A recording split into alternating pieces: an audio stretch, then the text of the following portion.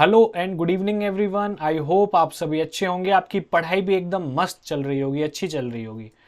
तो आज हम पहुंच चुके हैं day 4 of our HTET PGT subject specific maths series में। ये सीरीज हम कंटिन्यू कर रहे हैं जब तक आपका एचटेट का ये एग्जाम होगा, चाहे दिसंबर में हो चाहे जनवरी में हो, और इसी में हम आगे बढ़ते हुए तो उसी सीरीज को अब आगे बढ़ाते हैं और स्टार्ट कर लेते हैं वीडियो को। और उससे पहले अभी तक अगर आपने वीडियो को सब्सक्राइब नहीं किया है, चैनल को सब्सक्राइब नहीं किया है, वीडियो को लाइक नहीं किया है, तो प्लीज लाइक कर लें और शेयर करें अपने फ्रेंड्स के साथ, so that they can also take benefit from this video. चलते हैं question number 1 of the day पे। If the function 2x minus sin inverse x is continuous at each point in its domain, then what is the value of f of 0? देखो, इसमें हमें बहुत simple approach रहेगी। सबसे पहली बात, अगर फंक्शन जो है वो कॉन्टिन्यूस है, क्वेश्चन में बोला है, तो इसका मतलब ये है कि जो फंक्शन है वो क्या होगा, is if function fx is continuous, अगर वो कॉन्टिन्यूस है, it means f of x limit x tends to a क्या कर रही है, एग्जिस्ट कर रही है। कोई भी फंक्शन अगर कॉन्टिन्यूस है, इसका मतलब उसकी लिमिट एग्जिस्ट कर रही है। ये सिंपल कॉन्सेप्ट है। तो लिमिट एग्जिस्ट कब करती है, जब हमारा f of x limit x tends to a इसमें इक्वल हो जाता है f ऑफ a के। ये मतलब x की जगह हम a जब रिप्लेस कर देते हैं तो वो क्या हो जाता है, कॉन्टिन्यूस हो जाता है, और लिमिट एग्जिस्ट करती है। लिमिट एग्जिस्ट करती है तभी कॉन्टिन्यूस होगा। यहाँ पे हमें जीरो के लिए देखना है लिमिट को, मतलब यहाँ पे x टेंड्स टू हम जीरो लिखने वाले हैं। उससे पहले एक और इंपॉर्टेंट चीज जो फॉर्मूला यूज होगा इसमें, वो मैं आपको साथ के साथ क्वेश्चन में ही बता दूंगा। तो देखो, सबसे पहले इसमें हम ये चेक करते हैं कि क्या 0/0 फॉर्म बन रही है। अगर 0/0 फॉर्म बन रही है, x is equal to 0 put करने पे क्वेश्चन में, तो आपकी लिमिट एग्जिस्ट नहीं करेगी। तो यहाँ पे 0/0 फॉर्म ही बन रही है, x की जगह अगर आप 0 पुट करोगे तो ऊपर भी 0 आएगा और नीचे भी। तो उस फॉर्म को हटाने के लिए अब हम क्या करेंगे, टेकिंग x कॉमन फ्रॉम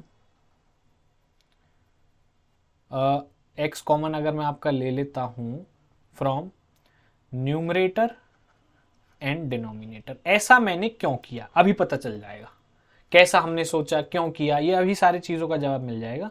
चलो मैं x कॉमन ले लेता हूं, तो x ऊपर कॉमन आ गया, अंदर बचेगा आपका 2, अंदर क्या आ जाएगा आपका 2। यहां पे x था ही नहीं, और तो यहां पे x से डिवाइड करना पड़ेगा। सिंपल ऐसे ही नीचे हमने लिया x कॉमन, यहाँ पे आया 2 और यहाँ पे tan इनवर्स x/x है। इतना काम हो गया। और यहाँ पे लिमिट है x टेंड्स टू 0। अब sin inverse x/x, tan inverse x/x, ये जो आपकी होती है लिमिट, ये हो जाती है आपकी 1। मतलब अगर मैं आपसे बोलूं, क्या बोलूं, अगर मैं आपसे बोलता हूं that limit x tends to 0 sine inverse x/x क्या हो जाता है आपका 1। ये फॉर्मूला है, limit x tends to 0 tan inverse x/x क्या हो जाता है 1, ये फॉर्मूला है। तो ये तो 1 हो गए हमारे, और लिमिट इनके लिए हट जाएगी। ठीक है, तो अब ये क्वेश्चन हमारा बन जाएगा, लिमिट x टेंड्स टू 0, यहाँ पे ये 2x बचे, यहाँ पे ये आएगा 2, यहाँ पे x, तो ये तो कैंसिल हो गया x से x, अंदर क्या बचा 2 - 1 डिवाइडेड बाई 2 + 1। इतना काम हो गया। अब देखो लिमिट तो हटी जाएगी, ये लिमिट हटी जाएगी क्योंकि यहाँ पे x की कोई टर्म ही नहीं बची। 2 - 1 1 होता है, 2 + 1 3 होता है, 1/3 आपका क्या हो जाएगा आंसर। तो f ऑफ 0 की जो वैल्यू है वो क्या हो जाएगी आपकी 1/3। अगर समझ में आए तो प्लीज वीडियो को लाइक करें, कोई डाउट है तो कमेंट बॉक्स में लिखें और स्क्रीनशॉट ले लें या नोट डाउन कर लें। चलते हैं अगले क्वेश्चन पे। Consider the following statement in respect of this vector. C vector a + b के इक्वल है, मॉड ऑफ a और मॉड ऑफ b इक्वल है, magnitude of a magnitude of b equal है।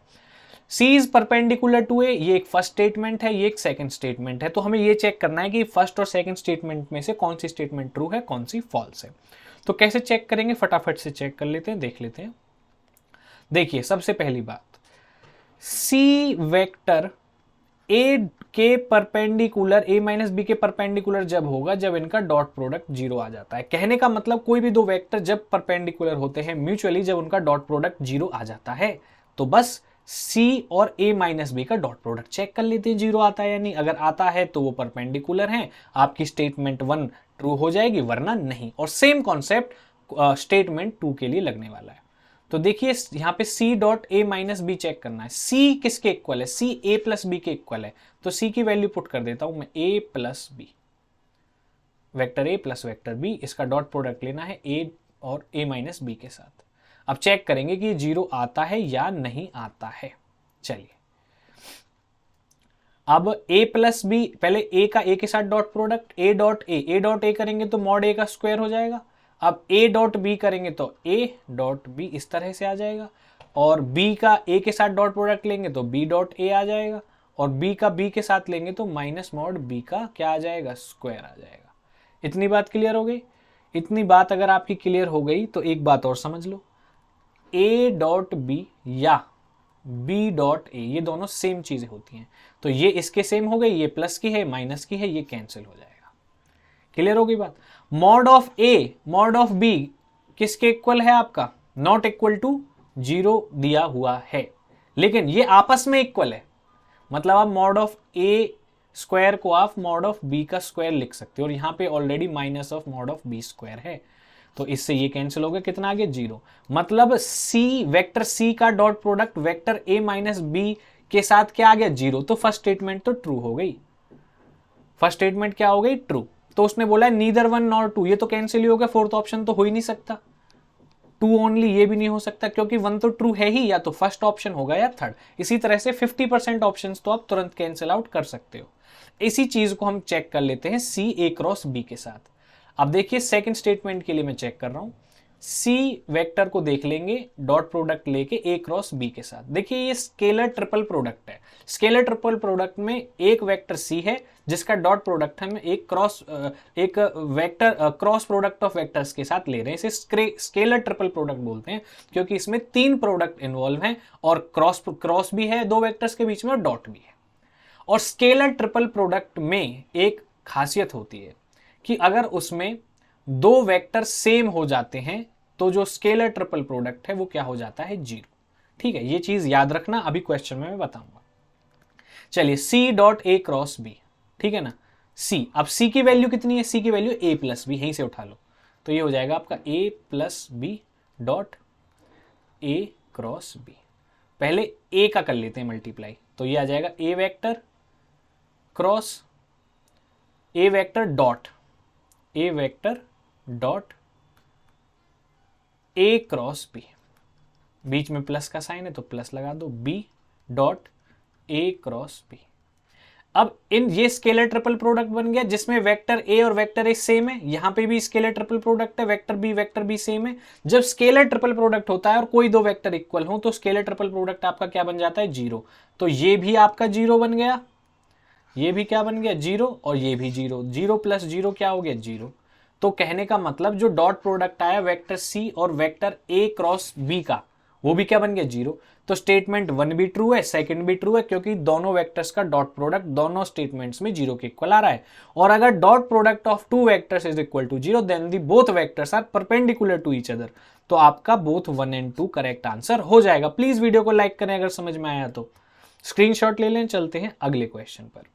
देखो ये बहुत सिंपल क्वेश्चन है, इसमें एक सिंपल आइडेंटिटी लगेगी, सिंपल येट कॉम्प्लिकेटेड, क्योंकि एकदम से एग्जाम में याद नहीं आती, हम भूल जाते हैं। तो जो इसका फॉर्मूला रहेगा, सबसे पहले मैं फॉर्मूला लिख देता हूं, ये रहेगा cos a plus cos b। क्या हो जाएगा फॉर्मूला? ट्वाइस ऑफ cos का पहले एंगल्स के साथ प्लस करके 2 से डिवाइड कर दो, और फिर cos का एंगल्स को माइनस करके 2 से डिवाइड कर दो। सिंपल है। ये जो 2 है ये cos के डिवाइड में नहीं, एंगल्स के डिवाइड में है। यहां पे ये फॉर्मूला लगेगा, चलो लगा देते हैं। यहां पे a क्या है? 80, b क्या है? 40। तो cos, तो इसके प्लेस पे सारी चीज जो ब्रैकेट में मैंने बॉक्स में बनाई उसके प्लेस पे मैं क्या लिख सकता हूं? 2 cos 80 plus 40 by 2 multiply cos 80 minus 40 by 2। तो ये आ जाएगा 2 cos 120 बाई 2 कितना आ जाएगा? 60। cos 60 डॉट कॉस 40/2, मतलब ये आ जाएगा आपका 20 कैंसिल होके, ठीक है ना, डॉट प्रोडक्ट में। तो ये आपका देखो 2 कॉस 60 की वैल्यू कितनी होती है, कॉस 60 की वैल्यू बताइए, कॉस 60 की वैल्यू हो जाएगी आपकी 1/2 मल्टीप्लाई बाई कॉस 20। अब इसके बाद ये बच गया माइनस कॉस 20, तो इस माइनस कॉस 20 को यहाँ पे लिख लो, ये तो 1 हो गया, ये आपका आ गया कॉस 20 माइनस कॉस 20, कॉस 20 से कॉस 20 कैंसिल, 0 आपका आंसर आ गया। ऑप्शन नंबर 3 क्लियर कट आपका आंसर हो जाएगा।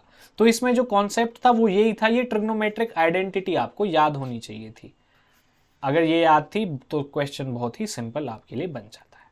चलते हैं नेक्स्ट क्वेश्चन पे। Which one of the following is correct in respect of this function. देखो वो कह रहा है कि इंक्रीजिंग फंक्शन है, डिक्रीजिंग है, कांस्टेंट है। कोई भी फंक्शन इंक्रीजिंग डिक्रीजिंग क्या होता है, उसका कॉन्सेप्ट क्या होता है, पहले वो बता देता हूं कॉन्सेप्ट। देखो कोई भी फंक्शन है उसका डेरिवेटिव होता है एफ डैश एक्स। अगर एफ डैश एक्स 0 से बड़ा आता है तो फंक्शन कैसा होता है, इंक्रीजिंग।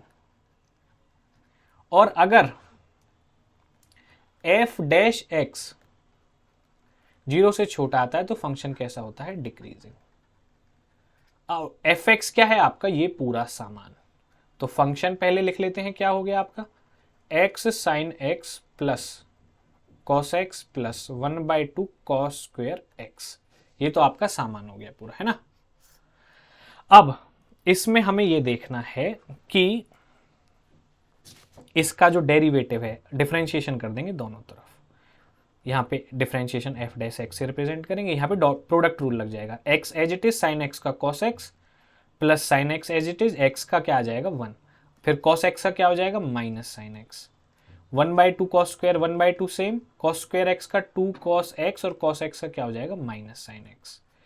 फटाफट से सॉल्व कर लेते, 2 से 2 कैंसिल, और एफ डैश एक्स आपका कितना आ जाएगा यहाँ पे, x cos x plus sine x minus sine x plus, ये तो प्लस क्यों, माइनस ये हो जाएगा ये भी, क्योंकि cos x multiply by sine x यहाँ पे माइनस का है, तो cos x sine x minus मैंने बाहर लगा दिया, साइन एक्स से sine x cancel. F dash x की वैल्यू कितनी आ गई, x cos x minus cos x sine x.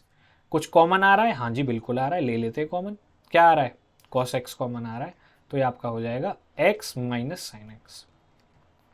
अब एफ डैश एक्स आ गया। अब इसमें हम क्रिटिकल पॉइंट्स निकालेंगे, क्रिटिकल पॉइंट्स ही हमें वो इंटरवल बताएंगे जिसमें फंक्शन इंक्रीजिंग है या डिक्रीजिंग है, सिंपल सी बात है ठीक है ना। अब चलो, अब यहां पे देखो कैसे निकालते critical points, F dash x को 0 के इक्वल पुट कर देते हैं। अब यहां पे 0 के इक्वल राइट हैंड साइड है, तो या तो कॉस एक्स 0 होगा या फिर ये चीज 0 होगी। तो सबसे पहले मैं क्या करता हूं, कॉस एक्स को 0 के इक्वल पुट कर देता हूं,